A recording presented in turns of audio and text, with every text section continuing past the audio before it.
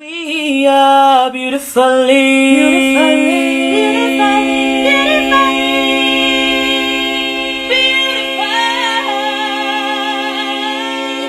melanated.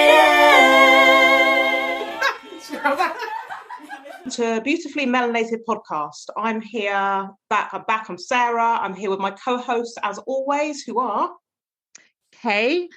And before I hand over to Karen, I just wanted to say a huge thank you from all of us to our listeners who have downloaded the podcast, listened to it, followed us on Instagram, liked our page, sent us feedback. We really, really appreciate them all. And we are really, really thrilled that you are enjoying the podcast as much as we are. Karen. Hi, everyone. That's right. So I'm Karen.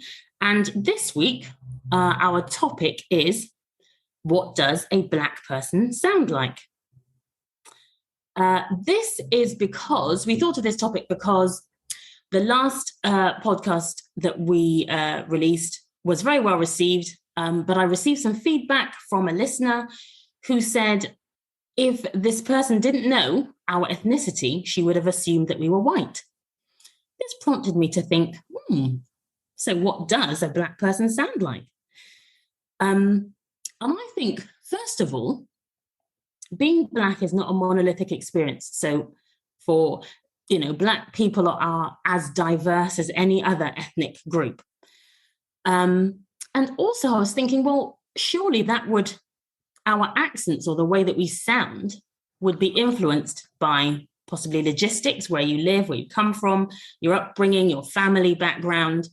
And also, I guess the professional settings or the settings in which you work. For myself, all those things have played a huge role. They've all been a factor. So, for example, I'm actually from Bristol originally, and I'm sure some people will be able to hear my West Country twang in there somewhere. But when I was very young, I went to drama school in London, and we learnt something called received pronunciation. So it was basically trying to get rid of your accent so that you spoke very, very clearly, so that you could be heard at the back of the auditorium. You learned how to project your voice, for example, and you learned to speak with clarity. So it removed sort of any regional accent or dialect. And that's really stayed with me. That's been really impactful. That's sort of, I guess it shaped not just my accent, but much of me, really. And also, I've never lived, for example, for any length of time in London. So I don't have a particularly, South London accent or any, or even a Kent accent, which is where I now live. And it just made me think, so what should a Black person sound like? Did she mean I'm not using enough slang? Am I not? And I don't want to presume I know what she meant because, like I say, I'm not really clear on that. But I think what she implied was that she felt that she couldn't relate to us because of the way in which we sounded. And she also said, it sounded as if you weren't very relaxed. She said, because you're professional women, does that then mean that you can't sound relaxed and perhaps use a little bit of slang? And I thought, well, that's a very, very interesting statement. I welcome all feedback, but it really, really made me think. So while I disagree with her, because I think that, like I say, my experiences and the places I've lived have contributed to the way that I sound, I'd also like to mention that I worked in education for a long time. And it was very important that I speak very clearly and concisely to the children, that I have, that I have used good grammar, for example, because of teaching. So a lot of it is to do with, what I've done professionally, but it just gave me such food for thought. I suppose, though, ladies, I do want to play devil's advocate and look at the other side, which is to say, I wonder if some people do feel as if we have to conform when we are working within certain settings. Do we feel the need to conform? Therefore, we can't be ourselves, whatever that means. Do we feel that we have to change our accents or the way that we perhaps present ourselves to fit in? So there is an argument for that. And I'm just wondering what you ladies think. Okay, my experience is a little bit different to you guys. So I grew up in a very white area. It was in the middle of the countryside, basically, down in Hampshire. And I was adopted to two white parents, two middle-class white parents who sent me to a private primary school. And then I went to a private secondary school. And that's all I really knew. And when I was in the secondary school, I remember the kids used to get awards, and this is what always surprised me.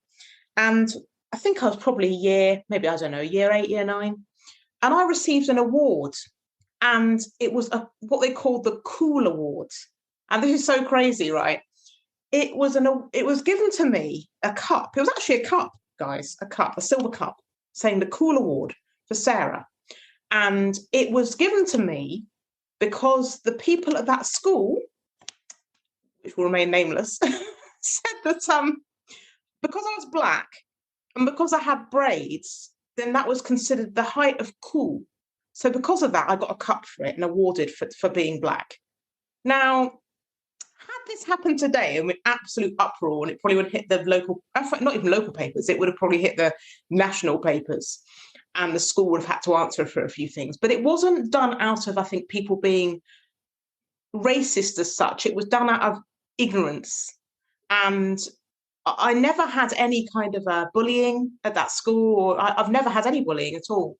And yeah, that was just a very strange situation. But when I got to a kind of teenager in that area, I was, again, the only Black girl, I guess, in that area. And I feel kind of like I was seen as a kind of token item. I know that sounds weird, but that's how it was for me. I felt like I was a kind of token item. Yeah, it was kind of odd. But as I've kind of navigated my way through life, and I moved up to London when I was 18, and I got a job up in London in a fashion house doing administration at that time, then went on to be an estate agent. And it was quite a few people I'd come across that were quite surprised that the way I spoke didn't sound Black. And it was mainly, I'd say, Black people that would say, oh, you don't sound Black. And I'm trying to think, well, what does Black sound like then? Because I'm me, I am a Black woman. So how else can I sound? And for a bit of background, my actual birth family are from Chapeltown in Leeds. So they're very, very opposite to my adoptive parents. So obviously me being brought up, I was brought up in the countryside by these people, like, how else am I going to sound? And it kind of made me question myself when I was in my early 20s, like, what is Black then? Because I'm coming from an area that isn't Black, and I'm moving to London, and I'm being, it's almost like my Blackness is being questioned. And I'm confused then. So that really confused me. And then I kind of got stuck between a rock and a hard place. And I was kind of wondering then, so if I'm not Black enough for this group of Black people, and then I'm obviously not white. Well, a part of me is, but I'm a mixed race woman. I'm obviously not white. So where do I fit in? And a lot of my life, people have kind of heard me maybe and not seen me and assume that I'm white. And I, like Karen, it really got me thinking that, then what does a Black person sound like? I am just me. I'm Sarah. I'm a Black woman. I speak with a, middle class, accent, but I'm me. And I'm not going to change for anybody. And, there's Black people all over the UK and all over the world, and they're not all sounding like they're from Southeast London. And I actually think, for me personally, I feel it's actually quite offensive to pigeonhole people in, to assume that all Black people, and this is the way I take it, should speak like they're from one small place on the planet. I think that's insane. We're all over the globe. We're all over the UK. I was saying to Kay and Karen, there's Black people up in Wales, aren't there, with strong Welsh accents. Does that make them any less Black? No. So, yeah, I just think it's a really interesting topic. And Kay, I'll come to you and let you ask you how your experience has been. Thanks, Sarah. Listening to you describe your upbringing, I had a smile on my face. You are very cool. But I wondered what that might have done for your identity development. Maybe that's for another podcast. But I never came across this notion of sounding Black until I came to England in the late 1990s, because I'm born and raised in Jamaica. And there are two very distinct sounds. If you are in the workplace, if you're in a professional setting, then you do speak something like this. If you are with your friends and your family, then you do speak Patois. But I would say you knew when to speak it, rather than, everybody doesn't go around saying, rah, our brethren all the time. It's just not appropriate. We speak the Queen's English. I was at school at a time when we would get beaten for not learning our spellings and for not speaking properly. And by speaking properly, our teachers meant the Queen's English, because motherland. And I was really surprised when I came to England and I got a job in a call center, and people were saying they could not understand me. And I thought, you must be joking. I am speaking English. What is not to understand? But there was a heavy Jamaican thick accent underneath it. I just found that offensive. I thought, you're lazy. I am speaking English. But quickly learned that I had to develop this hybrid accent, which is what you are hearing today, that appeals to the ear of the host, the majority host in this country. The intonation I had to think about, because for a Jamaican person or for Black people, if I want to generalize, we say, and that could mean several different things. And I said, to a white person. I remember once saying to a manager, and she thought I was being quite disrespectful. But my was, yeah, go on. But to her, it was, you're talking crap. So, even intonations, I had to really pay attention to how I sounded. So where I am today, 25 years later, this is it. I will never sound like I'm from London, because I couldn't speak South London if you paid me. I will never sound like that. But my friends know. Sarah understands Patois. She doesn't speak it. She understands it if I speak it, so does Karen. So if we're having a joke and I speak Patois, everybody gets it. But I like this voice. I'm a professional. I have to hold that professional boundary. I enjoy mixing it up. I enjoy getting on the phone and sounding like someone completely different. Yeah. And I think I sound Black. Despite all of that, I do think I sound Black. When I was getting ready to record the podcast, I had to think about what it meant to be Black. And in wider terms, ladies, I was thinking about this notion of Blackness and what it should sound like. And I thought, let me break it down. So I looked up the definition of race, then culture, then ethnicity. And very quickly, race is a categorization of humans based on a shared physical or social qualities.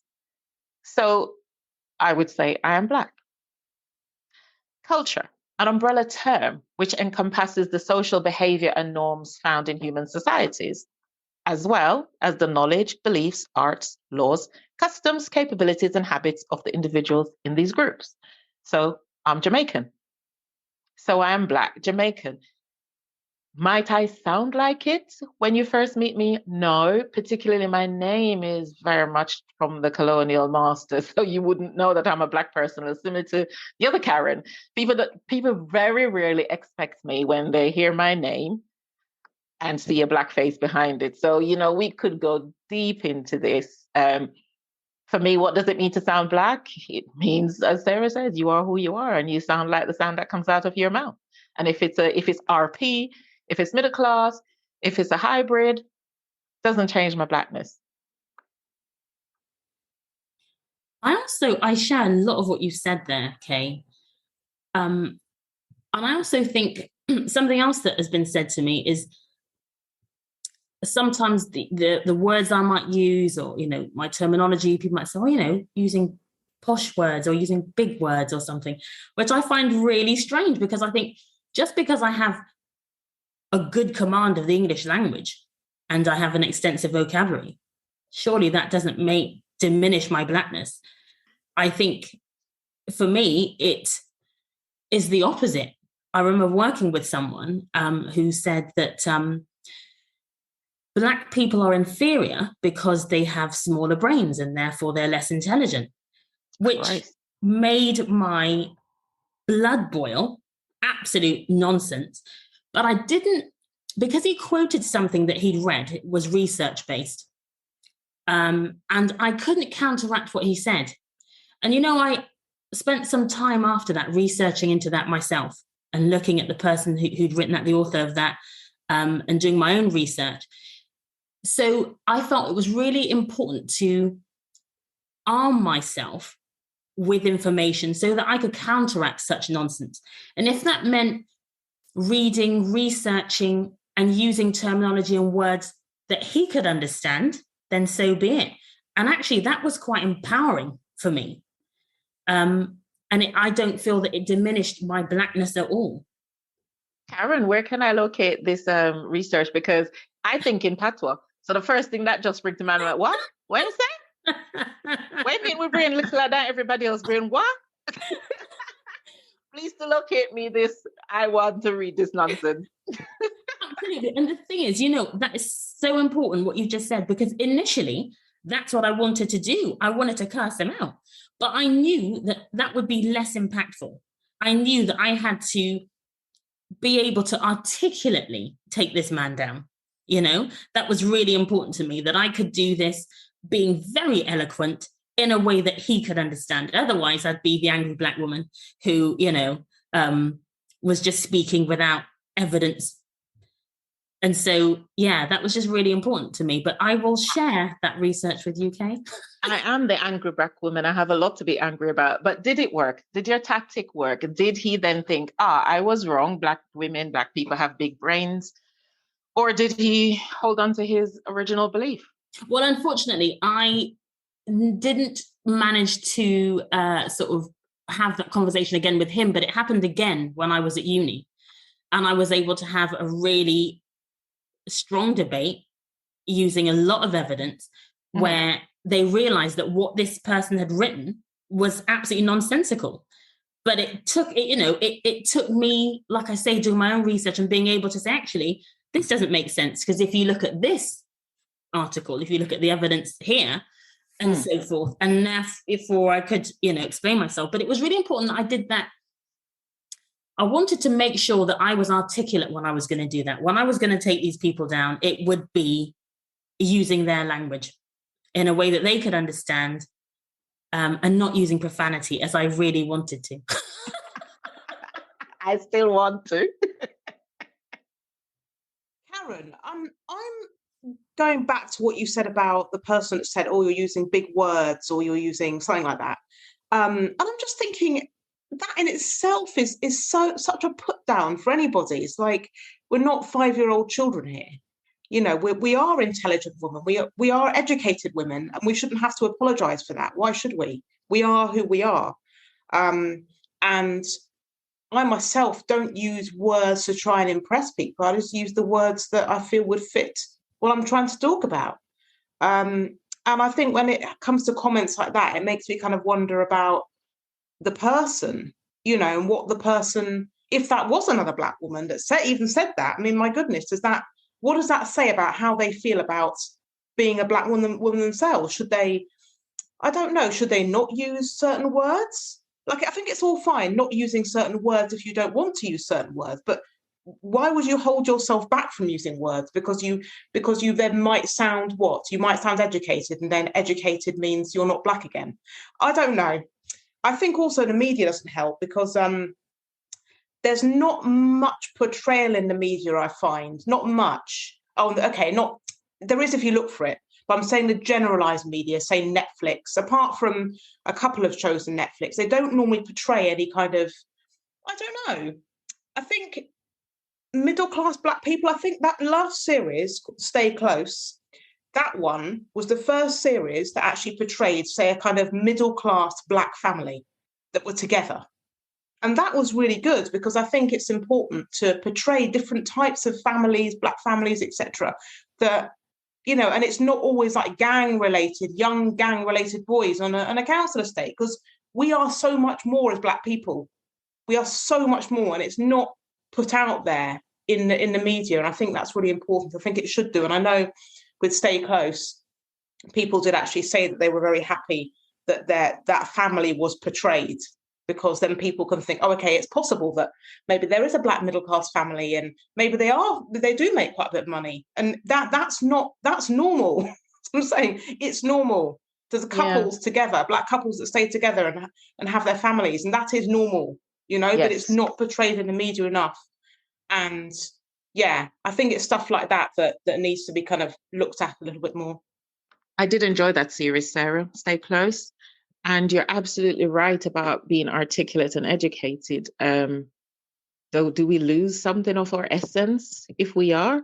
I am on my 3rd degree. I've been reading since I was 3. I spoke better than the current Prime Minister when I was 4. In full sentences, punctuated, with good grammar. I didn't bluster and fluff like an idiot. So, you know, I just can't comprehend the idea that we have to sound one way. I know a lot of words because I'm very well read. And I like to have intellectual conversations. They really stimulate me. That's one of the things I think we all bond over, is having intellectual conversations. And yeah, we're still Black. Make no mistake about it. If we were to all go to the pub together, which we've done, they will see 3 Black women. Yeah, it's a really, really interesting point. Really interesting point. And I think it's a point that I probably will, for the rest of my life, kind of be seen as, when people can't see me, but just hear and assume maybe by certain people that I am a white lady. Also, another thing is people will assume by the way I talk, I've had this, I must be wealthy. It's like, wow. So I'm now really wealthy, you know, because I talk like this. Maybe the people I went to school are wealthy. You know, I'm comfortable, but I'm not wealthy. You know, so I think that's another presumptuous kind of thing. Just, I don't know, kind of judging people on the way that they speak. I find that so small-minded. And really, I feel it's a road that leads to nowhere. And that's my view on it, really.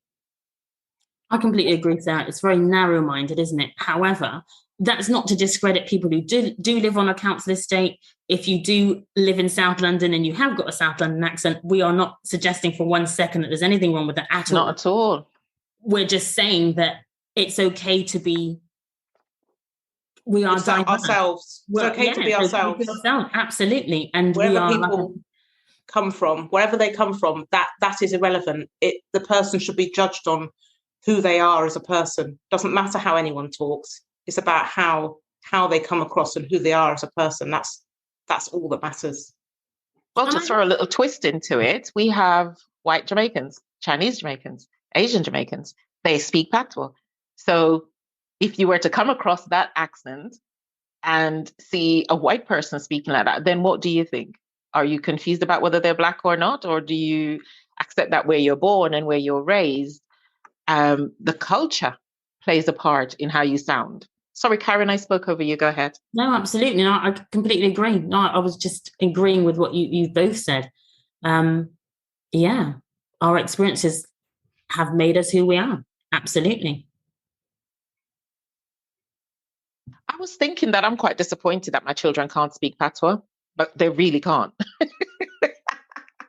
They understand it, but they can't speak it. Karen, have your daughters taken on any of the Caribbean influence in their speech? Well, you know what's interesting? My husband used to say nothing, and something. And I used to say to him, because our children were very young, I used to ask him to pronounce them properly. Well, grammatically correctly, I would say, because I worked in education and I witnessed children writing the way that they spoke. So I was trying to explain to him that if you pronounce something incorrectly, she's more likely to go to school and write that. And that's not what we want. And he was actually quite offended by that. And that was not my intention. But I think when I was looking at it from the point of view of, my children are learning, they're in school, and I wanted them to use correct grammar. But he would often speak in Patois. My husband, he was a Jamaican man. And so he spoke like that often. And whenever I visited Jamaica, his father, my father-in-law, used to ask me to say something. Say something in Patois for me. And I would, just like a performing seal. And it sounded awful, so he could laugh at my expense. It's quite funny. So my children understand it. When their father spoke, they knew exactly what he said. And I would do my own sort of British, broken Jamaican version of Patois.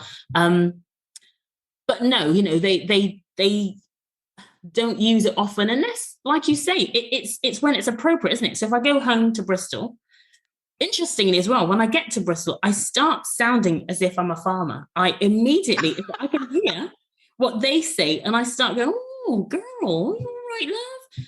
And it just comes out. It's just bizarre. And then I come back, and then I go back into my normal voice. But so my children kind of do the same, because I think even at home you do have your own little family language, don't you? And there are words that we make stuff up. We make our own, words up. And I think it's where it's appropriate. And I think, how I speak at work is me, but I also am around my friends, and I may use certain words, just like I was saying, words I might use with my family, but that's still me. And all of me is Black. I never change. I don't stop being Black when I'm at work. It's all me. I think we all have different facets, don't we? We all have different sides. We all, and I think that's all right. So that's my view on what the listener said. And like I say, I appreciate the feedback. I appreciate it. I'll take it on board. But that's really how I feel about it. I remember once losing my bus fare when I was in high school in Kingston to my English teacher for not being able to pronounce film, because I used to say flim. And yes, Karen, we make up words. Yes, we make words up, and I kept having to give her 10 cents till I had to walk home because I was still saying flim. I can say film now. But that's how much it is drummed into us. Yeah.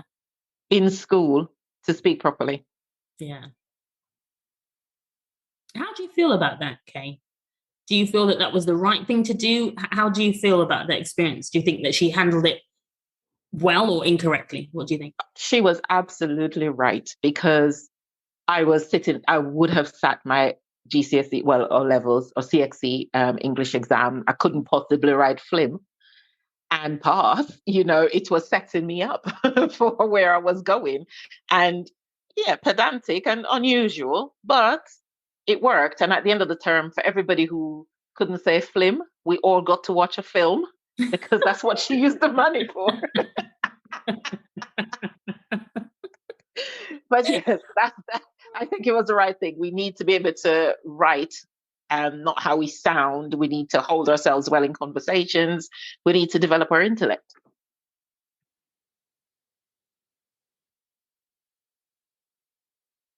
What do you think, Sarah?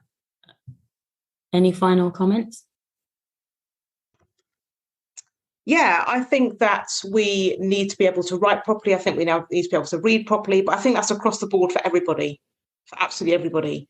And yeah, education is really, really important. And I guess, like I stated before, I'm just myself. And I just want to be seen as Sarah, and not just kind of boxed in as a Black woman. I'm just Sarah, Okay, I know there was a book that you wanted to speak about.